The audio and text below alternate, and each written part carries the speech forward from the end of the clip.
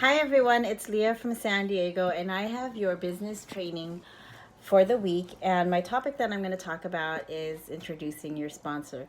So, for this business training, I'm going to use the words prospect, sponsor, but when you're speaking to people and you're setting up an appointment or whatever it is, a meeting, you don't want to use those words that they don't understand or that's going to make them awkward. For example, I'm not going to say, let me introduce you to my sponsor, because they don't know what a sponsor is. I mean, if you use the word sponsors, most people associate it with AA or something, okay? So you're going to want to use other phrases or words, and I'm going to go over that, all right? So, okay, when you're approaching your prospects, you're going to want to share it and then invite. So, when you're doing that, remember it's a two-step process. You're going to do the invitation and the presentation. You're not going to want to do those two at the same time. So, let's talk about inviting first. So once you've shared, then once you've shared your story, then you're going to want them to invite them to hear more. So phrases that you want to use that are going to make it less awkward are, this may or may not be for you, but would you be open to hearing more about this business opportunity? Okay. So when you say it that way, it basically takes off the pressure. So if they're not interested, it's okay, because you already told them, hey, this may or may not be for you, but would you be open to? All right.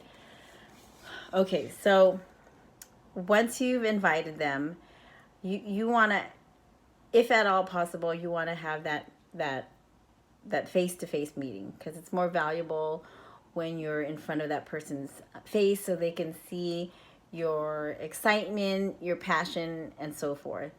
So you can either invite them to coffee, and then you're going to want to bring your upline leader, your sponsor, to that meeting if at all possible. Also, what's valuable is live meetings, excuse me, live events that are coming up. Those are really powerful because there's a lot of excitement and high energy, and there's amazing people who are sharing their testimonials. So perhaps they can come to an event as well.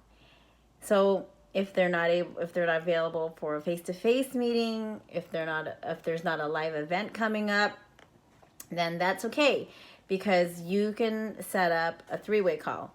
And that's another phrase you don't want to use as well. You don't want to say, we say three-way call a lot, we say third-party credibility, but those aren't the phrases that we're going to want to be using. So instead of using a three-way call, you're a professional. You can set up a conference call.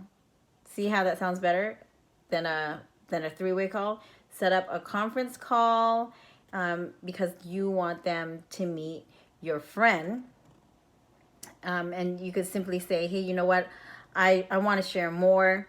I'm just getting started. I'm new. Let me introduce you to my friend, who's also my business partner, so they can share more with you. This way, you can get all your questions answered, and this will help me learn more as well. So, very powerful, right? Let me introduce you to my friend who's also my business partner. And in addition to that, you're going to want to share a little bit about your friend, your business partner, and you're going to want to edify that person and build credibility. My friend, he's amazing. He's been doing this for 10 years. He's had a lot of experiences, both successful and the challenges. He's mentored hundreds of people, and who are also now successful in this business, and so forth. So you want to edify that person, okay? All right. So another example I do want to share is, so sometimes you're already gonna provide them with some tools and resources. Like on your Advocare website, you can send them an email and share the videos, right? The shareables. So, or you can also put them, you've given them videos to watch on the business live webinars as well. So you're going to want to tell them, okay, so I'm going to set up a meeting. But what I want you to do first is go through all that information, write down the questions that you have so that you can ask those questions with my friend, my business partner. And I have some free time tomorrow between 5 or 7. What time works best for you? So you want to be able to follow up within 24 to 48 hours. I'm available tomorrow or the next day between 5 and 7. You want to limit the choices so they can make a decision. Limit the choices so they can make a decision. Okay? And the last thing I want to just share is sometimes these meetings or a call with your sponsor, your upline leader, can just happen naturally. So you can, when you're having a conversation with someone, be confident and be in control, and have fun and be excited. So these things can happen. These things can happen organically when you set a call up. So if someone's already asking a question and you're on the phone with the person already, you can say, hey, you know what? That's a great question. Let me call my friend right now, who's also my business partner, who's my mentor. Again, edify that person. And let's call him right now. Let me get him on the phone and he can answer that question.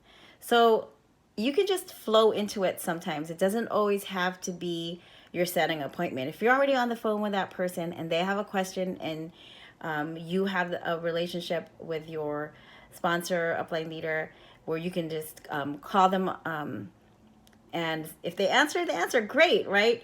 So you don't have to ask that person, oh, can I call my friend? Can I call my business partner? No, just be in control, lead the person, lead them into it. I'm going to call my friend. That's a great question. Let's have them answer it right now. Let's see if he's available.